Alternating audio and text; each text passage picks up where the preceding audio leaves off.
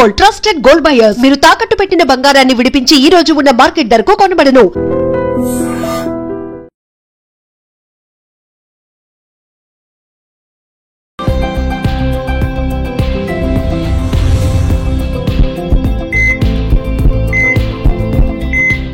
నమస్తే, welcome to healthy conversations with iDream media. నేను మీ Jhansi. So ఈ రోజు మనం ప్రముఖ న్యూరో సర్జన్ డాక్టర్ రంగనాథం గారితో ఉన్నాము. చాలా మందికి నిద్ర లేస్తూనే కాఫీ తాగే అలవాటు ఉంటుంది. మరి ఈ కాఫీ 1-2 తాగితే పర్లేదు, డైలీ చాలా ఎక్కువ మంది తీసుకునే వాళ్ళు ఉంటారు, కొంచెం కంట్రోల్ చేసుకోవాలని చెప్తారు. ఈ కాఫీలో ఉండే కెఫిన్ వల్ల మనకి హెల్త్ బెనిఫిట్స్ ఉంటాయా, ఏదైనా ఆరోగ్యపరమైన నష్టాలు ఉంటాయా? ఈరోజు దీని గురించి క్లుప్తంగా తెలుసుకునే ప్రయత్నం చేద్దాం. నమస్తే సార్. నమస్తే. సో డే స్టార్ట్ అవ్వడమే కాఫీతో స్టార్ట్ అయ్యే వాళ్ళు 80% ఉంటారు సార్. అంటే మేబీ స్ట్రెస్ అవ్వచ్చు, అదొక హ్యాబిట్ అవ్వచ్చు, కాఫీ కాకపోయినా టీ గానీ టీ ఆర్ కాఫీ, ఈ రెండిట్లో ఏదో ఒకటి ఆ అలవాటు బాగా ఉంటుంది. మరి ఎక్కువ శాతం ఎక్కువ డైలీ ఒక 20 తాగే వాళ్ళు ఉంటారు, లేదా ఒక్కటే స్ట్రిక్ట్గా ఒకటే తాగే వాళ్ళు ఉంటారు. ఈ కెఫిన్ వల్ల మన బాడీకి ఎలాంటి నష్టం లేదా ఎలాంటి యాడ్ ఆన్స్ అయ్యే అవకాశం ఉంటుంది హెల్త్ పరంగా? ఇప్పుడు యాడ్ ఆన్స్ అన్నవి ఉన్నాయి, చిన్న చిన్న ఇబ్బందులు కూడా ఉన్నాయి, అది మనం మాట్లాడుకుందాం.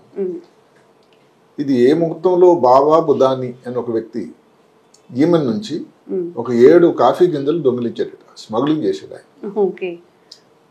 అది 1670 సంవత్సరం.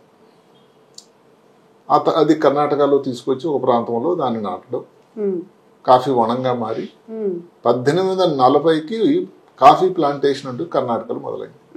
ఆ తర్వాత నీలగిరి హిల్స్ తమిళనాడులో, వయనాడు అంటే కేరళ, ఇప్పుడు ఇలాగ ప్రాంతాలకు పెరిగింది. మొత్తం మీద ఏ ముహూర్తం, అది చాలా గట్టి ముహూర్తం లాగా ఉందండి. ఎందుకంటే ఈ రోజు మీరు నమ్మరు, 2023వ సంవత్సరంకి దగ్గర 91,000 టన్నులు కాఫీ తాలూకా జరిగింది. చూసారా? అంటే మనం ఆర్థికంగా చూసుకుంటే 25,000 కోట్లు అంట. అంటే ఎంత జరుగుతుంది చూడండి. అంటే ఏమిటి, కాఫీ ఏమైందంటే ఒక సర్వసాధారణటువంటి పానీయం నుంచి ఒక లైఫ్ స్టైల్ ప్రోడక్ట్ అయిపోయింది. కంపల్సరీ. మీరు చూడండి, ఎన్ని కాఫీ డేలు ఉన్నాయి, ఎన్ని అవుట్లెట్లు ఉన్నాయి, ఎన్ని స్టార్ బక్స్ ఉన్నాయి. అంటే ఇప్పుడు దానికి కారణాలు కూడా ఉన్నాయి. ఒకటి కాఫీ కల్చర్ ఒకటి వచ్చేసింది భారతదేశం. అంటే ఇప్పుడు కూడా సౌత్ భారతం, దక్షిణ భారతంలోనే ఇది ఎక్కువ, ఉత్తర భారతంలో టీ, ఏదైనా కెఫీనే. ఇప్పుడు కాఫీ కెఫీన్ ఉండేది చూసుకుంటే కాఫీ కానీ, టీ కానీ, ఎనర్జీ డ్రింక్స్ కానీ, చాక్లెట్స్ కానీ, లేకపోతే చాక్లెట్ కేక్స్ ఏవైతే బేక్డ్ కేక్, ఇట్లన్నింటిలో కూడా కెఫీన్ ఉంటుంది. సో కాఫీ, టీ ఏదైనా దక్షిణ భారతదేశంలో కాఫీ అయితే ఉత్తర భారతదేశంలో టీ, మొత్తం మీద కెఫీన్ ప్రోడక్టే. ఇది ఒక కల్చర్ అయిపోయింది కాఫీ అయితే. కాఫీ కల్చర్, కాఫీ మనం కడుపుదామన్నాం అలా. ఇప్పుడు ఎన్నో కాఫీ, ఇప్పుడు హైదరాబాద్ లో తీసుకుంటే ఎన్ని ఉన్నాయి. అందులో కాస్ట్లీ కాఫీ కోసం అక్కడికక్కడ కాఫీ గింజలను చేసి కాఫీ ఇస్తున్న సన్నివేశాలు ఎన్నో ఉన్నాయి. అవి పెద్ద హిట్ అయినా కూడా కాఫీ కాస్ట్లీ ప్రోడక్ట్ కూడా. ఇంకొక కారణం ఏంటంటే ఈ ఇన్స్టంట్ కాఫీ అని ఒకటి వచ్చింది. అప్పటికప్పుడు తయారు చేసి వెయిట్ చేయకుండా, ఇవన్నీ ఎప్పుడు పడతాడే టైం, అంత టైం లేదు. మనీ సర్క్యులేషన్ పెరిగింది ఆర్థికంగా. ఆర్థికంగా మన భారతదేశం ప్రగతి ఎప్పుడైతే చెందిందో, ఇలాంటి లైఫ్ స్టైల్ విషయాల్లో కూడా ప్రజలు కొంచెం, నేను విచ్చలవిడిగా మన పైసలు వెదజల్లేస్తున్నా చెప్పను కానీ ఖర్చు అయితే పెడుతున్నారండి. మరి 25,000 కోట్లు అంటే 25,000 కోట్లు.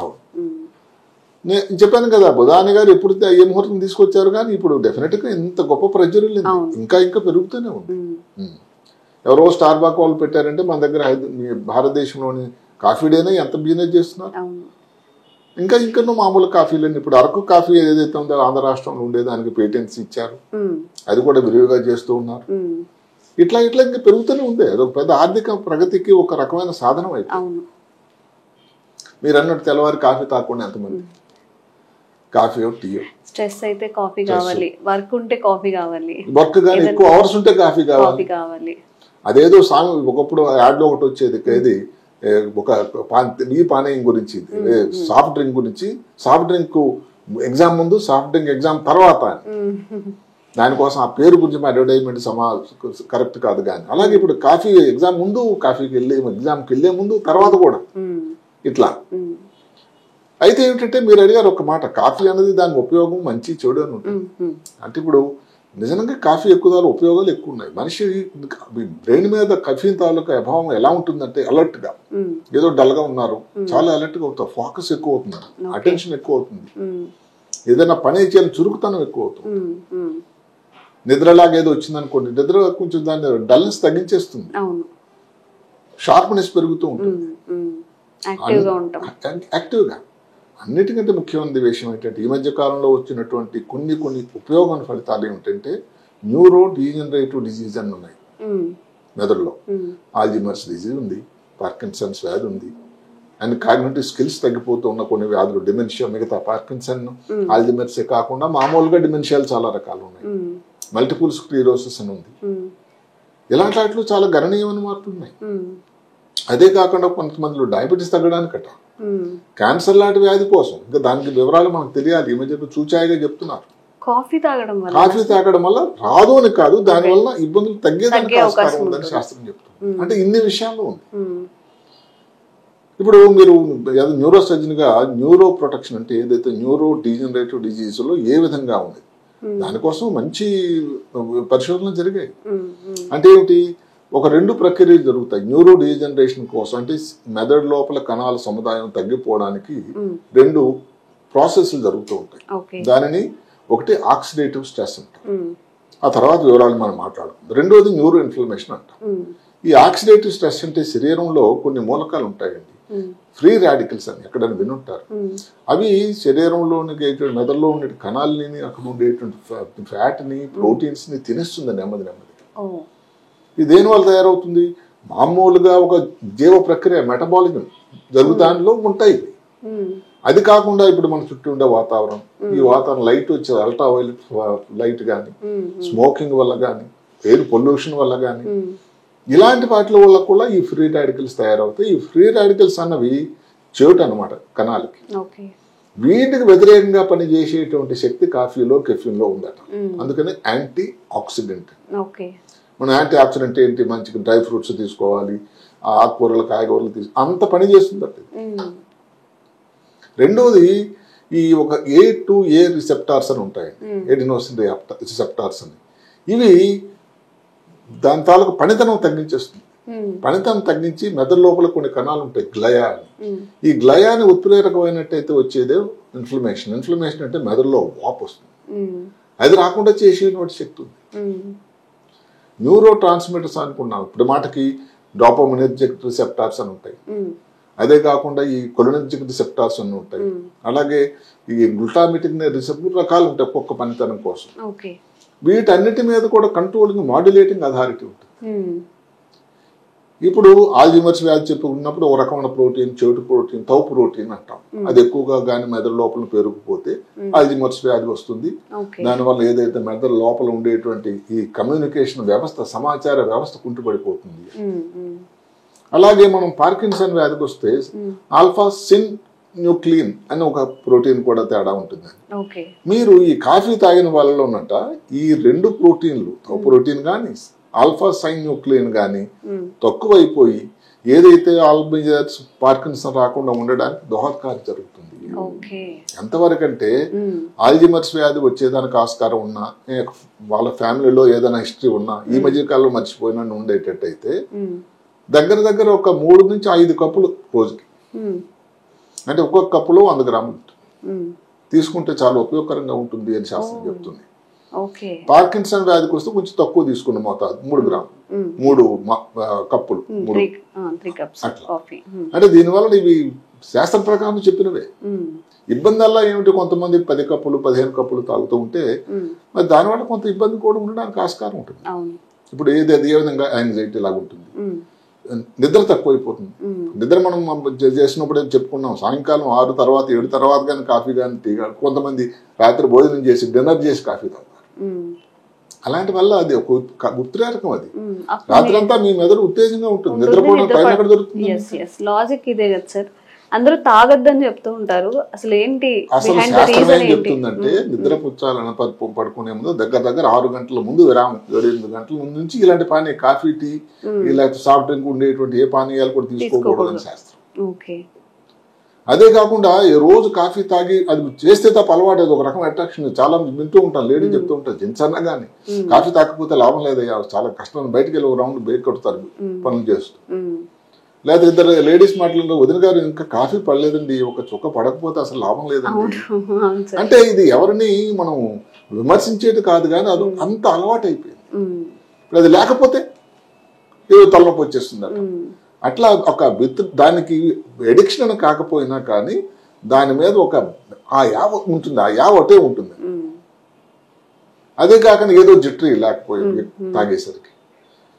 ముఖ్యంగా ఎక్కడంటే ఈ కొన్ని మందులు ఉన్నాయండి. ఉదాహరణకి థైరాయిడ్ మందులు ఉన్నాయి, థైరాయిడ్ కోసం ఇచ్చే మందులు, ఆస్టియోపోరోసిస్ తగ్గడానికి స్టెరాయిడ్లు ఇచ్చే మందులు.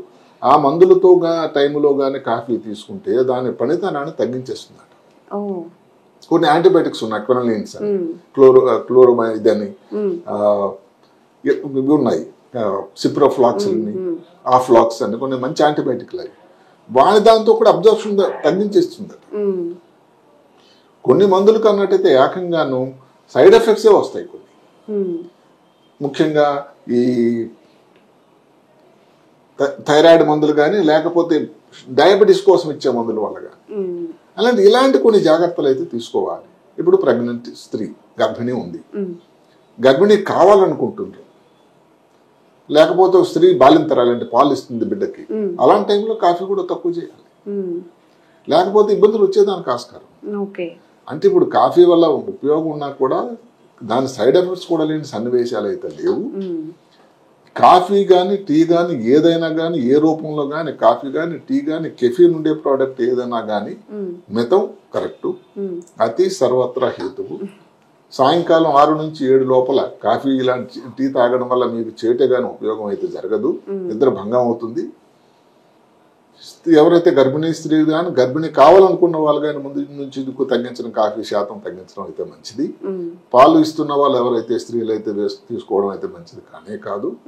ఇప్పుడు ఎంత 25,000 కోట్ల సంపాదన అయినా కానీ ఇలాంటివన్నీ జరుగుతూ ఉంటుంది, దానివల్ల ఆరోగ్యానికి చేటు అవుతూ ఉంటుంది.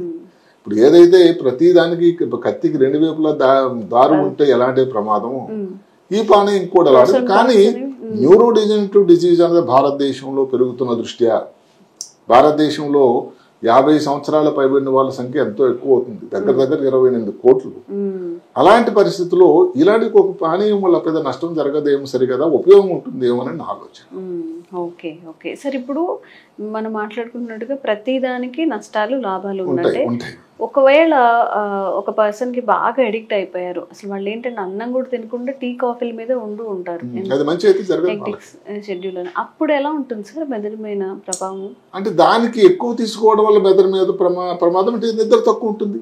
దాని వల్ల వాళ్ళకి కొలీగ్స్ ఉన్నారు, వాళ్ళతోనే అసలు కొట్లాట కానీ చికాకు ఉంటారు, వాళ్ళకు ఉత్పాదన తగ్గిపోతుంది, ప్రొడక్టివిటీ, నిద్ర భంగం అయింది, డ్రైవింగ్ చేస్తున్నారు, ఎక్కడ గుద్దేస్తారు, దేని మీద కాన్సన్ట్రేషన్ ఉండదు, ఫోకస్ తగ్గిపోతూ ఉంటుంది, అంటే చివరికి ఉద్యోగాన్ని కోల్పోయే పరిస్థితి కూడా ఉంటుంది. అంటే ఇప్పుడు ఏదైతే మద్యం సేవించే వాళ్ళు, లేకపోతే డ్రగ్ అడిక్ట్స్ తో పోలిక లేకపోయినా కూడా కొంతవరకు అలాంటి ఇబ్బందులు ఎదుర్కొనేటువంటి అవకాశాలు ఉన్నాయని, కానీ ఎక్కువగా మీరు చెప్పినట్టు గంటకి coffee, half an hour tea అన్నది అది అంత మంచి విషయం కాదు అని నా అభిప్రాయం. సార్ మీరు ఒక మాట అన్నారు కదా, అబౌవ్ 50 ఏజ్ ఉన్న వాళ్ళు కొన్ని మిలియన్స్ ఉన్నారు అని చెప్పి, వాళ్ళకి సజెస్టబుల్ కాఫీ తాగాలి? ఆల్జిమర్స్ అది లిమిటెడ్ లో, ఆల్జిమర్స్ అంటే దగ్గర 5 కప్పులు అన్నాం రోజుకి, అది కూడా ఏముంటుంది 6 గంటల లోపల, 6 గంటల లోపల తెల్లవారు నుంచి మధ్య మధ్యలో గంట ఖాళీగా ఉంటారు కాబట్టి గంటకు ఇంటి దగ్గర ఉన్నప్పుడు గుర్తొచ్చినప్పుడు 4-5 సార్లు తీసుకోవచ్చు అలా. సో కాఫీ టీలు తాగడం వల్ల నష్టాలు మాత్రమే కాదు, లాభాలు కూడా చాలా ఉన్నాయి. సార్ చెప్పినట్టుగా ఏదైనా అంటే ముందు అది చెప్పాలి, లాభాలు కూడా చెప్పుకున్నాయని చెప్పి, ఎందుకంటే ఏదైనా మనం పాజిటివ్ మాట మాట్లాడుకోవడం ఉపయోగం నిజానికి కూడా ఎందుకంటే ఆల్జిమర్స్ వ్యాధి మీద కానీ, లేకపోతే పార్కిన్సన్ వ్యాధి కానీ, మల్టిపుల్ స్క్లెరోసిస్ మీద కానీ, మిగతా డిమెన్షియాస్ మీద కానీ ఉపయోగం ఉందంటే ఎంత సంతోషం. ఒకటి. రెండోది, ఇంకా చాలా పరిశోధనలు రావాలి, దాని గురించి జరగాలి. కానీ ఏదో క్యాన్సర్ లాంటిలో కానీ, లేకపోతే డయాబెటీస్ వ్యాధులు కూడా దీని తాలూకా ఉపయోగం ఉందంటే ఎంత డయాబెటిక్ వాళ్ళకి ఎలా ఉపయోగం, అది ఇంకా దానికి ఎగ్జాక్ట్ ఒక చూచాయిగా ఒక దగ్గర చదవడం జరిగింది. కానీ ఈ విధంగా దానికి డయాబెటీస్ వాళ్ళకి ఉపయోగకరం అని ఇంకా మనకి దాని పరిశోధన చేస్తున్నారు, ఇంకా రీసెర్చ్ చేస్తున్నారు. సో కాఫీ తాగడం వల్ల చాలా లాభాలు ఉన్నాయి కాబట్టి కొన్ని నష్టాలు ఎడిక్ట్ ఉన్నాయి. అయ్యే వరకు తాగకుండా ఒక 2-3 కప్స్ లేదా 4 కప్స్ వరకు అసలు మామూలుగా ఏమిటంటే శాస్త్రం ఏం చెప్తుంది, ఆల్జిమర్స్ దీనికోసం కాకపోయినా పార్కిన్సన్ కాకపోయినా 4 నుంచి 5 కప్పుల కంటే రోజు ఎక్కువ తాగకూడదు. అది కూడా సాయంకాలం 6 లోపల. 6 తర్వాత అసలు తాగకూడదు. Thank you so much sir. Sir, one life lesson what medicine has taught you. Whatever you can do without expecting. But I really believe మన పాజిటివ్ యాటిట్యూడ్ ఉంటేనే మనం ఏదైనా సాధించగలం. గట్ ని మనం కరెక్ట్ గా డీల్ చేసినట్లయితే అది మనకి పాజిటివ్ హార్మోన్స్ ని రిలీజ్ చేస్తుంది. షుగర్ వచ్చిన వాళ్ళ పరిస్థితి ఏంటి? పొట్ట దగ్గర పెరిగితే దాన్ని ఆండ్రాయిడ్ అంటారు, ఆండ్రాయిడ్ ఫోన్ కదా. అసలు థాట్స్ ఎందుకు వస్తాయి? బ్రెయిన్ డెడ్ అంటే దానికి ప్రపంచం అంతా కూడా కొన్ని నిర్దిష్టమైనటువంటి లక్షణాలు ఉన్నాయి. మానసికంగా ధైర్యంగా ఉంటే క్యాన్సర్ జయించవచ్చు. You are a doctor for a cause sir, అంతే. వాళ్ళకి వచ్చిన ఆదాయం కాకుండా ఫ్రీ సర్వీస్ ఎంతమందికో చేస్తారు.